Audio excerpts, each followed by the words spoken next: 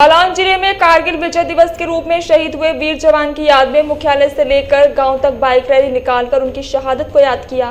सेना के कर्नल ने कहा कि कारगिल में जिस तरह दुश्मनों को मुंहतोड़ जवाब दिया गया है, वे आज भी भारत देश के बूढ़ सपूतों को जिंदगी भर याद करेंगे और भारत देश पर आंख उठाने वाले दुश्मनों का जवाब मुंहतोड़ कर दिया है। जानकारी के अनुसार ये पूरा देश आज कारगिल विजय दिवस का जयंती को मना रहा है और आज के दिन को ऐतिहासिक पन्नों में स्वर्णिम अक्षरों में लिखा गया। और इस दिन हमारे देश के 527 वीरों ने अपनी जान की कुर्बानी दी।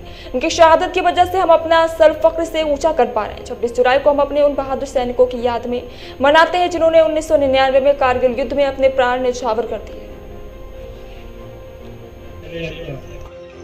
मैंने बोलने का काम अपने परम मित्र कर्नल दीपक भट्ट को दे दिया था और बहुत बहुत धन्यवाद को झांसी से आए इस कार्यक्रम के लिए और शहीदों को श्रद्धांजलि दी।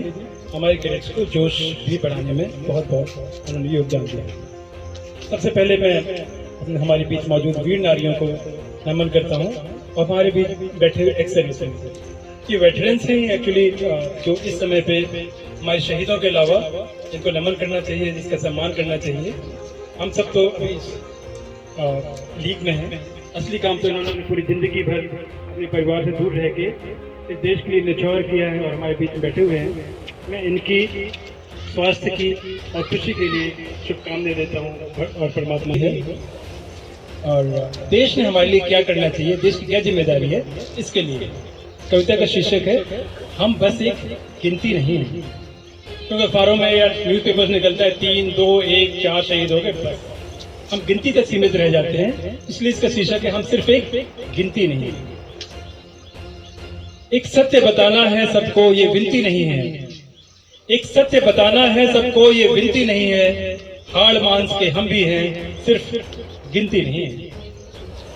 बदन हमारा भी जलता है तपते रेगिस्तानों में, बदन हमारा भी जलता है तपते रेगिस्तानों में।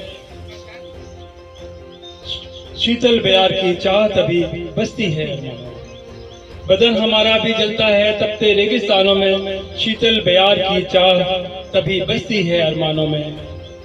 माँ की गोद हमें भी प्यारी है, माँ की गोद हमें भी प्यारी है। प्रियतम का स्पर्श भी अपने। मैं फिर से बोलूंगा। मातृभूमि की रक्षा में बलिदान हुए अमर शहीदों को नमन करते हैं, वंदन करते हैं। आज के अवसर पर कारगिल में उपस्थित आदरणीय कैंट ऑफिसर दीपक जी और कारगिल के आयोजक आदरणीय DS चौहान जी, हम सबके प्रेरणा स्रोत, इस स्मारक के बनाने के निर्माण के प्रेरणा स्रोत पूर्व सेना से रिटायर हुए आदरणीय शोभरन सिंह जी दद्दा, सभी वीर माताएं, वीरांगनाएं, पूर्व सैनिक, स्वर्ण मेडलों से सम्मानित सैनिक बंधु, आज के अवसर पर सीमाओं की रक्षा में हमारे जिले के सैनिकों का सर्वोच्च गौरवशाली इतिहास रहा है। अनेकों दुश्मनों की सेवा से युद्ध लड़े।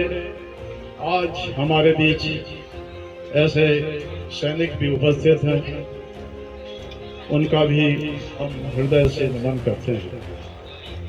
देश की रक्षा में वीर की लगभग